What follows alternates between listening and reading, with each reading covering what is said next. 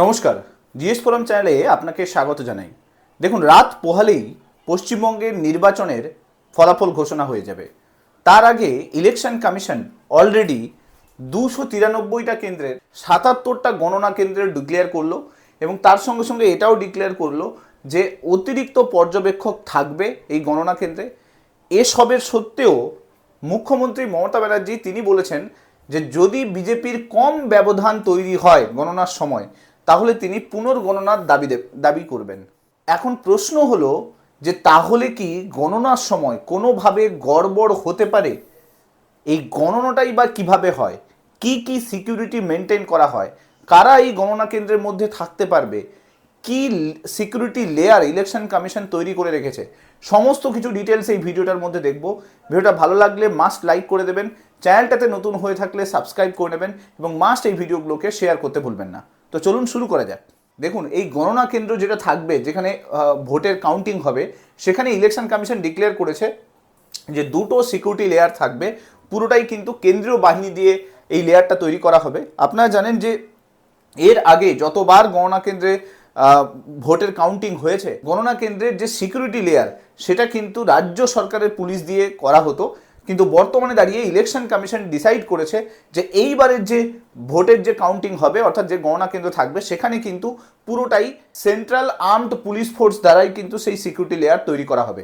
এখন এসবের পরেও গড়বড়ের প্রসঙ্গ আসছে, সেটা কি আদৌ সম্ভব কিনা সেটা আপনি তখনই বুঝতে পারবেন যদি আপনি এই পুরো কাউন্টিং প্রসেস কিভাবে হয় সেই ব্যাপারটা যদি বোঝেন। তো চলুন শুরু করা যাক। প্রথমে আসি যে কিভাবে কাউন্টিং প্রক্রিয়াটা হয়। দেখুন, এই যে পুরো ভোট গণনা হয়, তার এই প্রক্রিয়াটার জন্য একজন সংশ্লিষ্ট রিটার্নিং অফিসারদের সরাসরি তত্ত্বাবধানে কিন্তু এই পুরো ভোট গণনা প্রক্রিয়া সম্পন্ন হয়। এই রিটার্নিং অফিসারদের নিয়োগ করে কে? ইলেকশন কমিশন এই রিটার্নিং অফিসারদের নিয়োগ করে এবং গণনা চলাকালীন স্বচ্ছতা বজায় রাখতে সেখানে প্রার্থী বা প্রার্থীর অনুমোদিত এজেন্ট সেখানে কিন্তু উপস্থিত থাকতে পারবে এবং ফলাফল যে ঘোষণা হবে, সেই ফলাফল ঘোষণা তখনই হবে গণনা শেষ হওয়ার পর। প্রতিটি বিধানসভা বা লোকসভা কেন্দ্রের আনুষ্ঠানিক ফলাফল ঘোষণা করে ওই কেন্দ্রেরই কিন্তু রিটার্নিং অফিসার। অতএব এত কিছু প্রসিডিওর হবে, শুধুমাত্র এইটুকু প্রসিডিওর নয়, এই পুরো গণনার সময় অনেক কিছু সিকিউরিটি লেয়ারকে ফলো করতে হয়। এসব ছাড়াও ইলেকশন কমিশনের যে সিকিউরিটি লেয়ার, সেই লেয়ারের মধ্যে এই যে পুরো গণনাটা হয়, ভোট কাউন্টিং, ইভিএম থেকে শুরু করে ভিভিপ্যাট থেকে শুরু করে সব কিছুতে কিন্তু একটা হিউজ টাস্ক হয়। তো এক এক করে বোঝার চেষ্টা করব। প্রথমে আসি যে ভোট গণনা সেটা স্বচ্ছ, নিরপেক্ষ এবং বিশ্বাসযোগ্য একটা প্রক্রিয়ার মাধ্যমে সম্পন্ন হয়। কিভাবে ভোট গণনা একটা নির্দিষ্ট কেন্দ্রে হয়, পুরো প্রক্রিয়া স্বচ্ছতা ও নিরাপত্তার সাথে সম্পন্ন করা হয়। কাউন্টিংয়ের জন্য যে 77টা কেন্দ্র তৈরি করা হয়েছে, সেই 77টা কেন্দ্রে কাউন্টিং স্টার্ট হবে সকাল 8টা থেকে। এই কাউন্টিং স্টার্ট হয়। প্রথমে 14টা কাউন্টিং টেবিল তৈরি করা থাকে। সেই 14টা কাউন্টিং টেবিলে প্রত্যেকটা টেবিলে একটা করে পোলিং স্টেশনের ইভিএমকে গণনা করা হয় এবং প্রত্যেকটি টেবিলে প্রার্থীদের প্রতিনিধিত্বকারী কাউন্টিং এজেন্টরা তারা কিন্তু উপস্থিত থাকতে পারবে। এখানে কিন্তু 14টা টেবিল রাখা হবে এবং এইখানে একটা ব্যারিকেড দেওয়া থাকবে। এই ব্যারিকেডের এই দিকে, উল্টো দিকে যদি দেখেন, কাউন্টিং এজেন্টদের জন্য একটা নির্ধারিত স্থান থাকবে, যাতে তারা পুরো জিনিসটা ট্রান্সপারেন্ট হচ্ছে কিনা সেটা যাতে দেখতে পায়। এবং তার সঙ্গে সঙ্গে একটা ট্রেন ডিসপ্লে থাকবে, যেখানে যে কাউন্টিং হচ্ছে তার রেজাল্ট কিন্তু কন্টিনিউয়াস শো করতে থাকবে। আর একদম মেন টেবিলে কিন্তু রিটার্নিং অফিসার বসে থাকবে। সকাল 8টা থেকে ভোট গণনা শুরু হয়। শুরুতেই কিন্তু পোস্টাল ব্যালটকে চেক করা হয়। পোস্টাল ব্যালট আপনারা জানেন, যারা রাজ্য সরকারের কর্মচারী এবং অনেক বৃদ্ধ বয়স, যাদের বয়স 80 বছরের উপরে হয়ে গেছে, সেই সমস্ত বয়স্ক নাগরিক এবং প্রতিবন্ধী যারা থাকে, তাদেরকে পোস্টাল ব্যালটের মাধ্যমে ভোট তারা দিতে পারে। সেই পোস্টাল ব্যালটকে শুরুতেই কিন্তু কাউন্ট করা হয়। তারপরে 30 মিনিট পর থেকে কিন্তু ইভিএম কাউন্টিং স্টার্ট হয়। তার মানে শুরুতে আমরা যে ভোট গণনার যে রেজাল্টটা পাই, সেটা বেসিক্যালি কিন্তু পোস্টাল ব্যালটের রেজাল্ট। পোস্টাল ব্যালটের যে ভোট, সেই ভোট কাউন্ট হয়ে যাওয়ার পরে তার 30 মিনিট পর থেকে ইভিএম কাউন্টিং স্টার্ট হয়। ইভিএমটা আপনারা জানেন যে দুটো জিনিস থাকে ইভিএমের মধ্যে, একটা ইভিএম থাকে আর একটা ভিভিপ্যাট থাকে। এবার কি হয়, শুরুতে এই সমস্ত ইভিএম এবং ভিভিপ্যাট স্ট্রং রুমে থাকে। তো স্ট্রং রুম থেকে সমস্ত নিরাপত্তার সাথে এই ইভিএম এবং ভিভিপ্যাটগুলোকে গণনা কেন্দ্রে নিয়ে আসা হয়। পশ্চিমবঙ্গের ক্ষেত্রে 77টা গণনা কেন্দ্র আছে। যেখানকার এরিয়া, সেখানকার স্ট্রং রুম থেকে সমস্ত ইভিএমকে প্রথমে গণনা কেন্দ্রে নিয়ে আসা হবে। দেন তারপরে কি হবে, ওই প্রত্যেকটা ইভিএমের ওপরে একটা সিল থাকবে, পার্টিকুলার একটা সিল নাম্বার থাকবে, যে নাম্বারটা দিয়ে চেক করা হবে যে ওই সিল নাম্বারটা ওই ইভিএমের কিনা। তো সেই ইভিএমটা কোনোভাবে যাতে কারচুপি হয়েছে কিনা সেটা দেখার জন্য যে রিটার্নিং অফিসার থাকে সে সেই সিলটাকে যাচাই করবে, সিরিয়াল নাম্বারটাকে যাচাই করবে। যদি রিটার্নিং অফিসার আশ্বস্ত হয় যে না সব ঠিক আছে, তখন কি করা হয়, এই ইভিএমটাকে একটা টেবিলে পাঠিয়ে দেওয়া হয়। আপনারা জানেন যে 14টা টোটাল টেবিল আছে কাউন্টিংয়ের জন্য। এবার রিটার্নিং অফিসার কি করে, প্রত্যেকটা টেবিলে একটা ফর্ম দিয়ে দেয়, যে ফর্মটা হচ্ছে ফর্ম 17C। সেই ফর্ম 17C-কে প্রত্যেকটা টেবিলে দিয়ে দেওয়া হয়।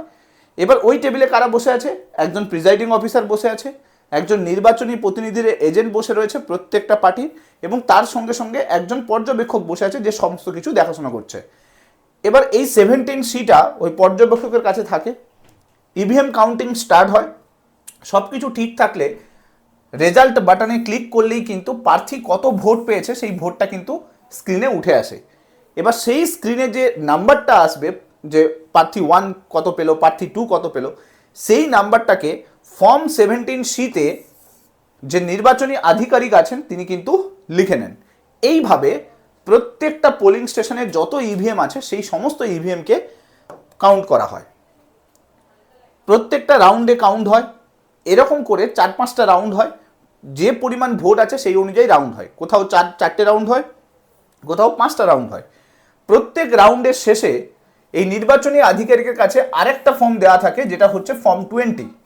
নির্বাচনী আধিকারিক প্রত্যেক রাউন্ডের শেষে টোটাল কত ভোট পড়লো সেই ভোটটাকে ফর্ম 20-তে মেনশন করে।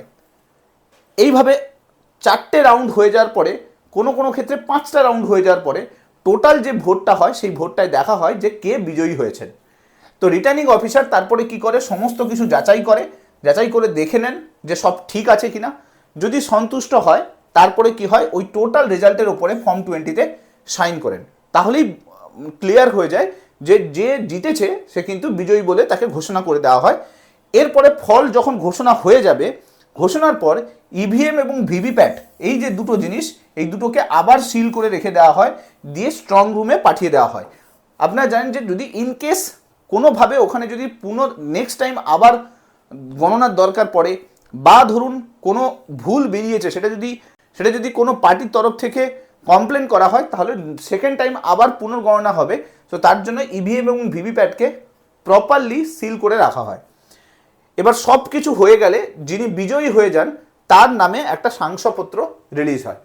এবার দেখুন, এতে কোনোভাবে গড়বড় হওয়ার চান্স কিন্তু খুব কম, যদি না ওখানে যারা বসে আছে তারা সবাই যদি করাপ্টেড হয়। ধরুন যে প্রিজাইডিং অফিসার বসে রয়েছে সেও করাপ্টেড, যে রিটার্নিং অফিসার বসে রয়েছে সেও করাপ্টেড, যে প্রার্থীর এজেন্ট বসে আছে সেও টাকা খেয়ে করাপ্টেড আছে, তাহলেই কিন্তু এই পুরো গড়বড়টা সম্ভব হবে, আদারওয়াইজ কিন্তু সম্ভব নয়। দেখুন, একাধিক নিরাপত্তা ব্যবস্থা থাকে এবং প্রত্যেকটা রাউন্ডে একজন করে পর্যবেক্ষক থাকে, অবজারভার থাকে, যে কি করে ইভিএমগুলোকে মাঝে মাঝে যাচাই করে। ধরুন একটা রাউন্ড হয়ে গেল, দুটো রাউন্ড হয়ে গেল, তারপরে আবার যাচাই করে সব ইভিএম ঠিকঠাক কাজ করছে কিনা। এবং যা কিছু রেজাল্ট হয় সেটা কিন্তু অটোমেটিক্যালি সমস্ত মেশিনে ডিসপ্লে হয়, এবং সামনে যে স্ক্রিন লাগানো থাকে সেই স্ক্রিনেও কিন্তু ডিসপ্লে হয়। এবার কি হয়, ধরুন কোনো সময় রিটার্নিং অফিসার মাঝে মাঝে এসে যে কোনো একটা টেবিল র্যান্ডমলি চুজ করতে পারে, এবং চুজ করার পরে সেই টেবিলের যে ইভিএম তাতে যে ভোটার কাউন্ট আছে আর ভিভিপ্যাটের যে স্লিপ আছে সেই স্লিপটাকে মিলিয়ে দেখা হয়। কারণ কি, অনেক সময় এটা হতেও পারে যে ইভিএমে যদি কোনো গন্ডগোল থাকে, অনেক প্রার্থী যেটা কমপ্লেন থাকে, তো সেটাও কিন্তু সবার সামনে চেক হয়ে যায়। তো যেটা কখনো বেরোয়নি আজ পর্যন্ত ইতিহাসে, ইলেকশন কমিশনের ইতিহাসে কখনো বেরোয়নি যে ইভিএমে যা ডিসপ্লে হচ্ছে আর ভিভিপ্যাটে যা ডিসপ্লে হচ্ছে সেটা কিন্তু তার মধ্যে অমিল আছে। তো এরকম কখনো হয়নি, তাও সমস্ত প্রার্থীদের আশ্বস্ত করার জন্য ওটাকে করানো হয়। এবার জেনে রাখুন, এই যে নিরাপত্তা ব্যবস্থা, এই নিরাপত্তা ব্যবস্থাতে অনেকগুলো, যেহেতু রাউন্ডে ভোট গণনাটা হয়, তাই পুরো ব্যবস্থাটাতে কিন্তু একটা প্রপার সিকিউরিটি ফলো করা হয়। তার মানে বুঝতেই পাচ্ছেন যে কতগুলো লেয়ার ফলো করা হচ্ছে। প্রথম কথা, স্ট্রং রুমে ভিভিপ্যাট এবং ইভিএম প্রপারলি রাখা হচ্ছে। ভিভিপ্যাট এবং ইভিএমকে স্ট্রং রুম থেকে নিরাপত্তার সঙ্গে গণনা কেন্দ্রে নিয়ে আসা হচ্ছে। গণনা কেন্দ্রে অলরেডি একটা টেবিলে 4-5 জন করে অফিসার থাকছেন, এবং একজন, এইবারে ইলেকশন কমিশন বলেও দিয়েছে যে একজন এক্সট্রা সেন্ট্রাল গভর্নমেন্টের পর্যবেক্ষক কিন্তু একজন থাকবেন। তো তো বুঝতেই পারছেন এতজন মিলে থাকবে। এবার এতজন মিলে থাকা সত্ত্বেও এতজন মিলে থাকলে তো গড়বড় হওয়া কিন্তু প্রায় অসম্ভব বলা যেতে পারে। এই ক্ষেত্রে হয় না, আগের যে দুটো বিধানসভা গেছে এবং লোকসভা ভোট গেছে সেখানে অনেকবার বিরোধীরা এরকম প্রশ্ন তুলেছে যে ইভিএম বদলে দেওয়া হয়েছে বা ইভিএমে গড়বড় হয়েছে, বা অনেক সময় বলা হয়েছে যে কাউন্টিংয়ে গড়বড় হয়েছে। তো এই ক্ষেত্রে তখনই সম্ভব যদি ওই টেবিলে যারা বসে রয়েছে তারা যদি সবাই দুর্নীতিবাজ হয়, তারা যদি সবাই মিলে একসঙ্গে দুর্নীতি করে, তাহলেই কিন্তু এই গড়বড় সম্ভব হবে, আদারওয়াইজ কিন্তু কোনোভাবে সম্ভব হবে না। তো যাই হোক, আমি আপনাদের সামনে তুলে ধরলাম যে এই যে গণনা কেন্দ্রে গড়বড় হওয়া সম্ভব কিনা, সমস্ত কিছু ডিটেলস থাকলো এই ভিডিওটার মধ্যে। ভিডিওটা ভালো লাগলে মাস্ট লাইক করে দেবেন, চ্যানেলটাতে নতুন হয়ে থাকলে সাবস্ক্রাইব করে নেবেন এবং মাস্ট এই ভিডিওগুলোকে শেয়ার করতে ভুলবেন না। Thank you so much. Next ভিডিওতে আপনাদের সঙ্গে আবার দেখা হচ্ছে। Till then, bye by.